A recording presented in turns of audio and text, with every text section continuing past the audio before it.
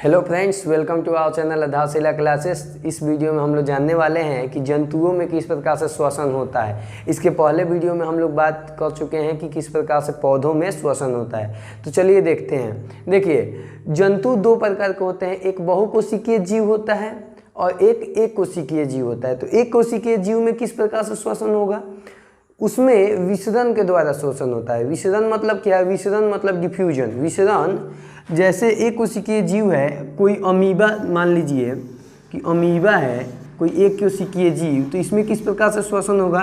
तो इसमें विसरण होता है कि वायुमंडल के तो ये संपर्क में हमेशा रहेगा, और ये एक कोशिकीय मतलब एक कोशिका है तो वायुमंडल से संपर्क में है, तो इसमें हवा क्या होता है? प्रवेश कर जाता है, इसमें हवा मिल जाता है।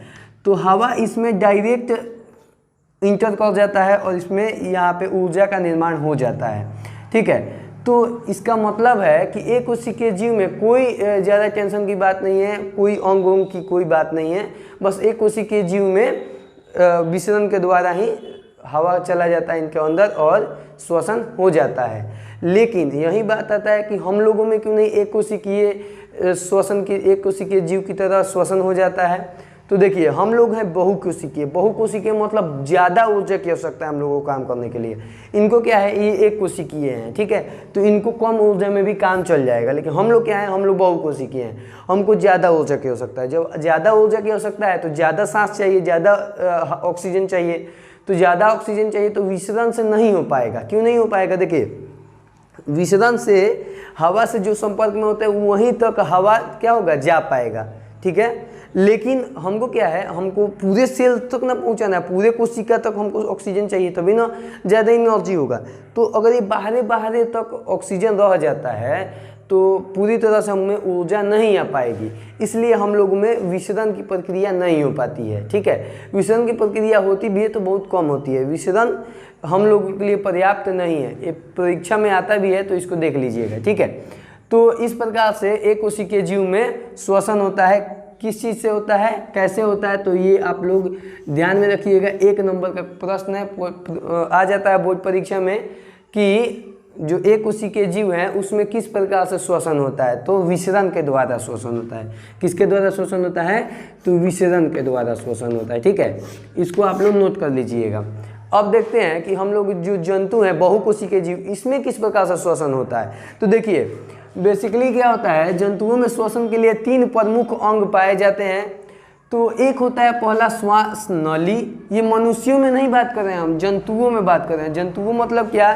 जंतुओं मतलब मनुष्य भी आ जाएगा, और जितने भी छोटे छोटे कीड़े मकोड़े हैं, बड़े कीड़े मकोड़े हैं, और जितने भी पक्षी हैं वो सब इसके अंदर आ जाएंगे। तो देखिए, इसको मिटा देते हैं।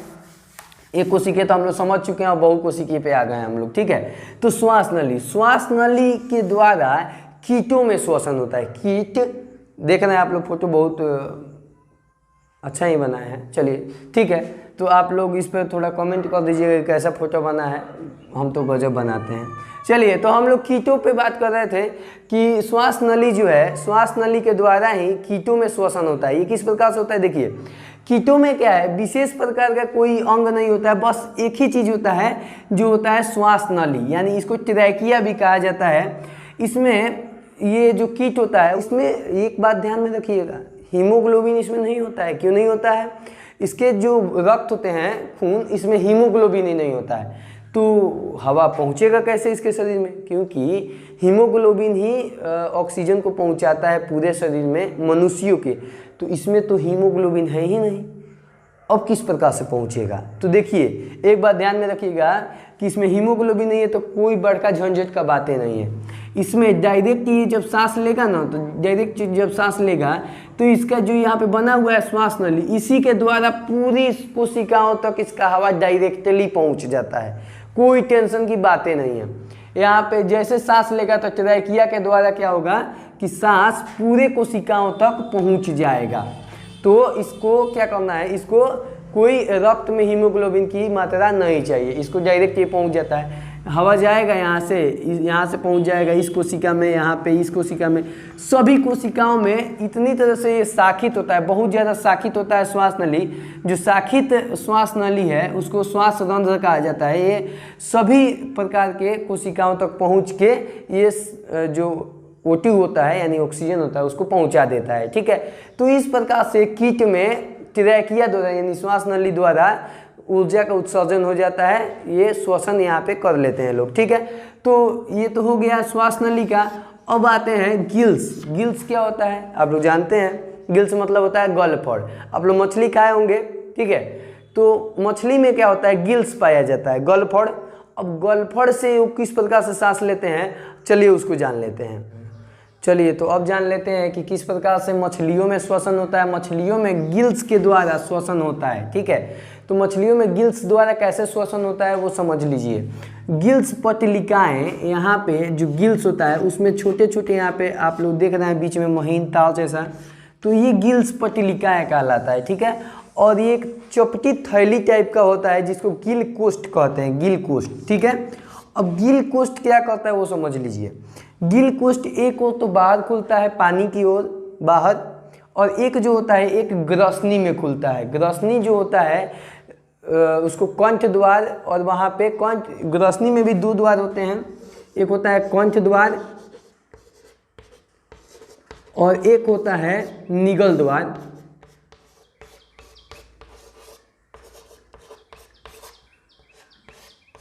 तो कंठ द्वार और निगल द्वार, तो यहाँ पे जो है गिल कोष्ठ से जो जल होगा, जल, तो जल में जो घुलित ऑक्सीजन होता है उसको क्या करता है मछली, उसको ले लेता है। और जब जल में घुलित ऑक्सीजन को जो वो ले लेता है तो वो सीधा कहाँ जाता है, तो यहाँ से बाहर से ले लिया है गिल कोष्ठ, और गिल कोष्ठ कहाँ पहुँचा देता है, तो ग्रसनी में। और ग्रसनी में 2 द्वार होते हैं, एक कंठ द्वार होता है और एक निगल द्वार होता है।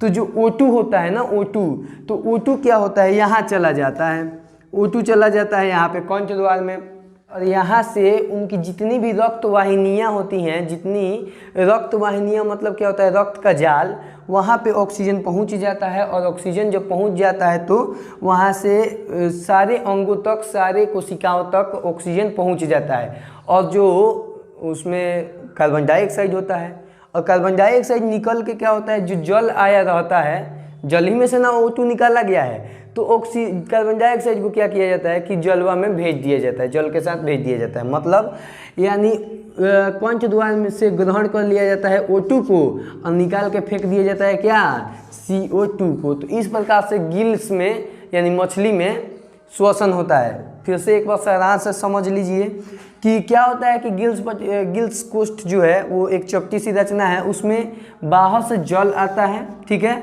और जल से क्या होता है वो चला जाता है ग्रसनी में, आहार नल के ग्रसनी में, ठीक है। और ग्रसनी में 2 द्वार, कंठ द्वार, निगल द्वार, ठीक है।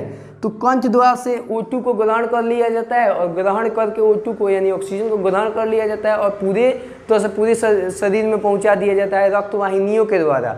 और जो उसमें अब जो जल बचा हुआ है, जल आया था तो जल रुका हुआ है, अब क्या होगा कि ये जो CO2 था, CO2 जो यहाँ पे ऊर्जा उत्सर्जन में उत्पाद बन के निकला हुआ है, तो इसको क्या करेंगे, इसको तो बाहर निकालना है, तो इसको बाहर निकालने के लिए उसी पानी में मिला दिया जाता है जो कि बाहर शरीर से निकल जाता है। तो इस प्रकार से क्या होता है, मछलियों में श्वसन होता है। चलिए अब समझ लेते हैं कि फेफड़ा में किस प्रकार से श्वसन होता है। देखिए फेफड़ा जो है उपसंघ वर्टिब्रेटा जो जंतु का प्रकार है उसमें क्या होता है, ये फेफड़ा पाया जाता है, और मनुष्य भी उसी संघ में आते हैं। तो हम लोगों में भी फेफड़े के द्वारा ही श्वसन होता है। कहते हैं कि जो श्वसन अंग होता है उसकी संरचना किस प्रकार से होती है। देखिए मुख्य रूप से यही जो है इसकी श्वसन अंग कहलाती है। क्या क्या होता है, नासिका छिद्र, स्वर यंत्र, श्वसनी, श्वास नली और जो होता है फेफड़ा। तो देखिए इसमें किस प्रकार से चित्रित किया गया वहाँ देख लेते हैं। देखिए नासिका होता है, आप लोग जानते हैं नासिका यहाँ पे, और नासिका में क्या होता है, 2 होते हैं छिद्र जिसे नासिका वेश्म कहा जाता है, और मुख होता है। और उसके नीचे अगर देखें तो यहाँ पे ये जो इसकी लंबाई होती है इसको ट्रैकिया कहा जाता है यानी श्वास नली। तो उससे पहले उसके ऊपर जो है ग्रसनी होता है, और ग्रसनी में आप लोगों को बताया जा चुका है कि 2 द्वार होते हैं। ग्रसनी के 2 द्वार होते हैं, कौन कौन? तो एक कंठ द्वार होते हैं और एक निगल द्वार होते हैं। निगल द्वार जो होते हैं जिससे भोजन अंदर जाता है, और कंठ द्वार जो होता है इसके ऊपर एक एपिग्लॉटिक्स लगा होता है, जिसके वजह से भोजन जो है एपिग्लॉटिक्स से कंठ द्वार से फेफड़े में नहीं जाता है। ठीक है, तो यहाँ पे जो है अभी हम लोग जो चर्चा करने वाले हैं वो निगल द्वार का नहीं करने वाले हैं, कंठ द्वार का करने वाले हैं। और कंठ द्वार में प्रवेश करते ही सबसे पहला जो होता है, यानी ग्रसनी में प्रवेश करते ही सबसे पहला जो होता है वो क्या होता है? वो होता है स्वर यंत्र। यानी जब हम अभी आवाज़ निकाल रहे हैं, आवाज़, तो आवाज़ किससे निकल रहा है? स्वर यंत्र से ही निकल रहा है। यानी जो हम लोग सांस लिए हुए हैं और उसी को जब हम लोग जब छोड़ रहे हैं ना, तो वो तो सांस मतलब हवा जो है निकल रहा है, तो यहाँ पे स्वर यंत्र फिट किया हुआ रहता है। तो वहाँ से जब हवा प्रवेश करता है ना, जब निकलता है, तो वहाँ से क्या होता है कि आवाज़ बन जाता है, वो और वहीं निकलता है। ठीक है, तो यहाँ पे क्या होता है, जो स्वर यंत्र है उससे जब यहाँ से हवा निकलता है तो स्वर यंत्र के माध्यम से आवाज़ बन के बाहर निकलता है। और उसके नीचे जो होते हैं 11 सेंटीमीटर और 16 mm का एक यहाँ पे आप लोग को वलयाकार दिख रहा है, और इसको कहते हैं ट्रैकिया। ट्रैकिया मतलब क्या? श्वास नली। तो श्वास नली, और ये क्या होता है, इसी के माध्यम से जो हवा होता है नीचे जाता है। ठीक है, और उसके बाद ये इसको कहते हैं ब्रोंकस, यानी श्वसनी। और श्वसनी क्या करता है कि 2 भागों में विभाजित हो जाता है, जिसमें उसके बाद छोटे छोटे श्वसनिकाओं में जो है श्वसनी विभक्त हो जाता है, यानी ब्रोंकियोल्स में विभक्त हो जाता है। ये किस प्रकार से होता है? देखिए सबसे पहले क्या हुआ, यहाँ पे ये जो है श्वास नली है, श्वास नली, और उसके बाद यहाँ पे विभक्त हुआ है 2 पार्टों में। इसको क्या बोलेंगे? इसको ब्रोंकस बोलेंगे। ठीक है, और ब्रोंकस आगे बढ़ के क्या होता है, ब्रोंकियोल्स में भी आगे आगे अलग अलग बंट जाता है। ठीक है, और उसके बाद जो ये ब्रोंकियोल्स है ये भी धीरे धीरे क्या होता है, बंटने लगता है। किसमें? तो वायु कोशिकाओं में। और वायु कोशिकाएँ जो हैं आगे बढ़ के क्या होती हैं, वायु कोश में विभक्त हो जाता है, एल्वियोलाई में। अब देखिए इस प्रकार से जो है मानव श्वसन तंत्र होता है। इसमें ये जो आपको 2 बड़ा बड़ा दिख रहा है, ठीक है, इसको बोलते हैं फेफड़ा, और ये जो बीच का स्थान है इसको हृदय का स्थान बोला जाता है। तो इस प्रकार से होता है मानव का श्वसन तंत्र। अब इसमें काम किस प्रकार से होते हैं वो जान लेते हैं। देखिए, तो आप लोग ये समझ चुके हैं कि नासिका छिद्र सबसे पहला, नासिका छिद्र महत्वपूर्ण है। बाहर से जो हवा आता है नासिका छिद्र द्वारा ही अंदर जाता है। ठीक है, और स्वर यंत्र यहाँ पे होता है जिसके माध्यम से आवाज़ आता है। ठीक है, उसके बाद यहाँ पे ट्रैकिया मतलब श्वास नली होता है, और उसके बाद फेफड़ा, यही है श्वसन अंग। अब समझ लेते हैं कि जो मानव में श्वसन होता किस प्रकार से है, तो लाइन बाय लाइन हम लोग समझेंगे। देखिए क्या होता है कि श्वसन जो है 2 प्रकार से मिल के बना हुआ होता है। ठीक है, क्या क्या? तो एक होता है प्रश्वास और एक होता है उच्छ्वास। तो श्वसन की जो गैसों की आदान प्रदान की क्रिया है वो अलग है, और इसको क्या कहते हैं, श्वासोच्छ्वास। एक बात तो आप समझ लीजिए, क्या होता है श्वासोच्छ्वास, ये क्या होता है, ये देखिए श्वासोच्छ्वास जो होता है 2 क्रियाओं से मिलके बना होता है। क्या क्या? एक प्रश्वास और एक उच्छ्वास। क्या क्या चीज़ से मिलके बना होता है? ये मिलके बना होता है प्रश्वास और एक उच्छ्वास।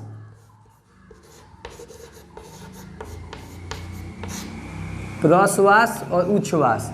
प्रश्वास मतलब क्या होता है वो देखिए, प्रश्वास मतलब होता है, ये हो गया प्रश्वास। प्रश्वास मतलब सांस लेना। ठीक है, तो इसमें क्या क्या आ जाएगा प्रश्वास में? कभी भी कोई भी प्रश्न पूछे कि प्रश्वास होता क्या है, तो चुपचाप उसको बैठाया कहिएगा। देखिए जब सांस लिया जाता है प्रश्वास, तो जब सांस लिया जाता है इसी को कहा जाता है प्रश्वास। तो इसमें क्या होता है, वक्ष जो होता है वो फूल जाता है, और जो वायु होता है पूरी तरह से फेफड़ों में प्रवेश कर जाती है, और जो वायु कोशिका होता है सब फूल हो जाता है। तो देखिए वक्ष जो होता है वो फूल जाता है, इसको कहते हैं प्रश्वास और उच्छ्वास। उच्छ्वास मतलब लिए हुए सांस छोड़ दिए मतलब सब वो क्या होगा, वास्तविक नॉर्मल स्थिति में आ जाएगा। तो इस श्वासोच्छ्वास को कहते हैं, प्रश्वास और उच्छ्वास दोनों को मिला के प्लस करके प्रश्वास और उच्छ्वास को मिला के क्या बनाया जाता है, श्वासोच्छ्वास कहा जाता है। ठीक है, मतलब सांस अंदर लेने और बाहर छोड़ने की क्रिया को क्या कहा जाता है, तो श्वासोच्छ्वास। अब हम लोग जान लेंगे कि मनुष्यों में किस प्रकार से श्वसन की पूरी प्रक्रिया होती है, ऊर्जा का निर्माण किस प्रकार से होता है। ये बात अभी तक हम लोग नहीं जान पाए हैं, तो चलिए देखते हैं। देखिए अब जान लेते हैं कि किस प्रकार से मानव में श्वसन होता है, श्वसन की क्रिया। देखिए सबसे पहले क्या होगा, जो वायु होगा वायुमंडल से जो O2 होगा यानी ऑक्सीजन, वो नासिका द्वारा प्रवेश कर जाएगा या मुख द्वारा भी प्रवेश कर सकता है। आप जिससे सांस लेना चाहें, मुंह से सांस लेना चाहें तो मुंह से भी सांस लिया जा सकता है, नाक से भी सांस लेना चाहे तो नाक से भी सांस लिया जा सकता है। लेकिन यहाँ पे बात है कि जब नाक में क्या होता है, नाक में बहुत सारे बाल होते हैं, तो बाल के द्वारा क्या होता है, नाक जो O2 में यानी ऑक्सीजन हवा में जितने भी कण आते हैं तो उसको क्या करता है, वो बाल रोक देता है और उसको बाहर निकाल देता है कि वो फेफड़ा में ना जा पाए। इसलिए नाक से सांस लेना, इसीलिए कहा जाता है कि नाक से सांस लेना चाहिए, क्योंकि नाक से सांस लेना क्या होता है, सुरक्षित होता है। तो अब क्या होगा, सबसे पहले नाक से जब सांस अंदर जाएगा तो यहाँ पे ये जो कंठ द्वार होता है यानी स्वर यंत्र, कंठ द्वार जो खुलता है स्वर यंत्र नहीं होता है। अब स्वर यंत्र के द्वारा क्या होगा, ये जो होगा वायु वो अंदर चला जाएगा। अंदर जाएगा तो किस में जाएगा, तो ट्रैकिया में। ट्रैकिया को हिंदी में कहा जाता है श्वास नली। अब श्वास नली में चला जाता है और श्वास नली जो होता है 11 सेंटीमीटर लंबाई का और 16 mm का जो उसका गोलाई होता है वो होता है। ठीक है, तो अब इसमें धीरे धीरे हवा जाएगा, डाउन नीचे जाएगा। अब इसमें दो प्रकार से बच चुका है, तो ये जो दो प्रकार से बटा है इसको क्या बोलते हैं, तो आपको पहले भी बताया जा चुका है, इसको ब्रोंकस बोलते हैं। तो ब्रोंकस में ये क्या होता है, हवा दोनों फेफड़ाओं में आधा आधा चला जाता है। जब आधा आधा चला जाएगा, अब क्या बच गया है, अब देखिए, अब ब्रोंकियोल्स जो है, ब्रोंकियोल्स यानी ब्रोंकस जो अलग अलग भागों में टूटता है तो उसको ब्रोंकियोल्स बोलते हैं। अब देखिए, अब ब्रोंकियोल्स में जो वायु होता है वो चला जाता है ब्रोंकियोल्स में। अब ब्रोंकियोल्स भी अलग अलग पार्ट में टूटे हुए रहते हैं। देखिए मान लीजिए ये ब्रोंकस है, मान लीजिए ये ब्रोंकस है, तो ब्रोंकस क्या होगा, ब्रोंकस अलग अलग पार्ट यानी ब्रोंकियोल्स में टूट गया और ब्रोंकियोल्स वायु कोष्टिकाओं में टूट गया है। समझ रहे हैं बात को। अब देखिए, अब वायु कोष्टिकाओं में जो टूटा है ये भी वायु कोश में विभाजित होते हैं, खुद ही वायु कोश में भी, यानी अब समझ रहे हैं इतना बड़ा जाल होता है फेफड़े के अंदर। ठीक है, अब वायु कोश में क्या होता है, वायु कोश बहुत ही ज़्यादा, वहाँ पे रक्त का घना जाल होता है। तो वायु क्या हुआ है, वायु ब्रोंकस से, यानी ब्रोंकस ही है, ब्रोंकस से ब्रोंकियोल्स में टूट गया है, ब्रोंकियोल्स में चला गया, ब्रोंकियोल्स से वायु कोष्टिका में और वायु कोष्टिका से वायु कोश में चला गया है। और एक फेफड़े में जो वायु कोश की संख्या होती है, यानी वायु कोष्टिका से भी जो छोटा है वायु कोश, उसकी जो संख्या होती है वो 3 × 10⁸ होता है। इस बात को ध्यान में रखिएगा, इम्पोर्टेंट है।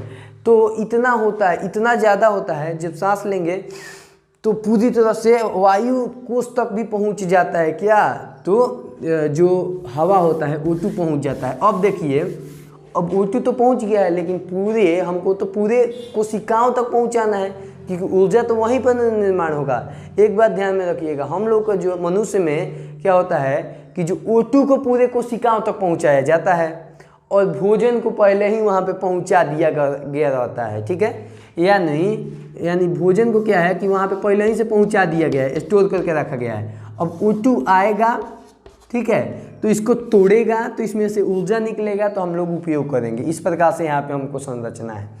अब क्या है कि वायु कोश तक वायु पहुँच चुका है। ठीक है, अब वायु कोश से हमारे पूरे कोशिकाओं तक किस प्रकार से जाएगा वो देख लेते हैं। देखिए क्या होगा कि वायु कोश जो है, वायु कोश अब बहुत ज़्यादा ऐसा हो गया है, वहाँ पे विसरण हो सकता है, इतना ज़्यादा वो नरम हो गया है, इतना ज़्यादा पतला हो गया है कि वहाँ से अब हवा जो होता है O2 जो होता है O2, अब वायु कोश से निकल के वहाँ पे बहुत ज़्यादा रक्त का घना जाल होगा। यानी ये मान लीजिए कि क्या है, वायु कोश है और उसके इधर इधर चारों ओर क्या है, रक्त का घना जाल है। ठीक है, अब रक्त का जो घना जाल है, तो रक्त के घना जाल में ये O2 जो है चला जाता है। अब रक्त में अब क्या चीज़ से O2 मिलेगा, क्या चीज़ से दोस्ती करेगा, तो वहाँ पे एक चीज़ होता है, क्या होता है, तो वो होता है हीमोग्लोबिन। क्या होता है, Hb, हीमोग्लोबिन। तो हीमोग्लोबिन क्या कहता है, कहता है कि तुम ऑक्सीजन हो, तो कहता है हाँ हम ऑक्सीजन है, तो आओ फ्रेंडशिप कर लेते हैं, चलो तुमको लेके चलते हैं कोशिकाओं में, चलो। तो क्या कहता है, O2 को लेके हीमोग्लोबिन लेके चल देता है। तो O2 को क्या कहता है, लेके चल दिया। कौन लेके चल गया, हीमोग्लोबिन, रक्त में रहता है। यहाँ पे RBC में यानी रेड ब्लड सेल्स में Hb यानी हीमोग्लोबिन रहता है। हीमोग्लोबिन के कारण ही जो रक्त होता है हम लोग का लाल कलर का दिखता है, ठीक है। तो जो हीमोग्लोबिन होता है, हीमोग्लोबिन O2 से मिल जाता है। अब जो मिल के क्या बनाएगा, तो ऑक्सी हीमोग्लोबिन बनाता है। क्या बनाता है, तो ऑक्सी हीमोग्लोबिन, याद रखिएगा हमेशा, ऑक्सी हीमोग्लोबिन बनाता है। ये दोनों मिल के क्या बनाते हैं, ऑक्सी हीमोग्लोबिन, हीमोग्लोबिन, ठीक है। तो याद रखिएगा हमेशा ऑक्सी हीमोग्लोबिन बनाएगा।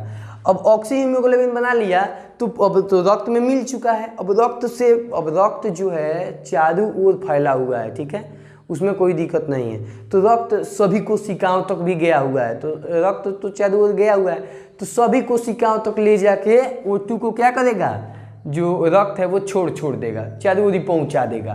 तो रक्त जब चारों ओर पहुँचा देगा किसको, O2 को। अब O2 इससे फ्रेंडशिप कैसे तोड़ेगा, निकलेगा कैसे, तो O2 कहेगा कि बाय बाय, हमारा घर आ गया, चलते हैं हम।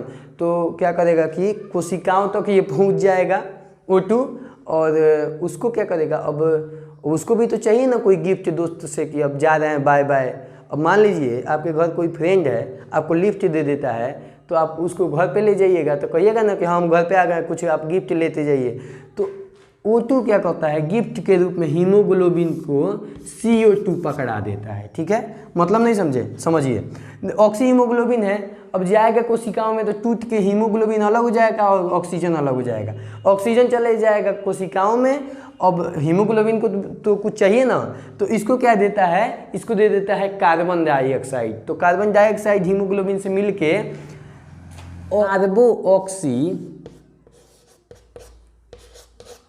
कार्बोऑक्सी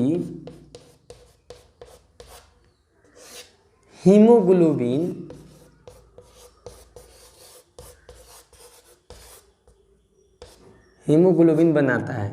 क्या बनाता है, तो कार्बोऑक्सी हीमोग्लोबिन। इसका मतलब है कि हीमोग्लोबिन क्या किया कि O2 को तो छोड़ दिया, अब किसी को चाहिए तो कार्बन डाइऑक्साइड को ले लिया, और कार्बन डाइऑक्साइड को लेके क्या किया कि हीमोग्लोबिन से कार्बन डाइऑक्साइड मिलके कार्बोऑक्सी हीमोग्लोबिन बनाया, और लेके फिर वापस कहाँ चला आया, तो फिर धीरे धीरे निकलते चला आया फेफड़ा में। अब फेफड़ा में जो वायु कोश है, अब जैसे हम लोग सांस छोड़ेंगे तो क्या होगा कि ये जो वायु कोश है, वायु कोश ट्रांसफर कर देगा हवा को कहाँ, तो ब्रोंकियोल्स में। पहले वायु कोष्ठिका में, वायु कोष्ठिका कर देगा ब्रोंकियोल्स को, ब्रोंकियोल्स कर देगा ब्रोंकस को, और ब्रोंकस ट्रेकिया को, ट्रेकिया जो स्वर यंत्र है वहाँ से आवाज़ भी निकल रहा है, ठीक है, निकल रहा है, और वहाँ से नासिका से या मुख से हवा जो है निष्कासित हो जाता है।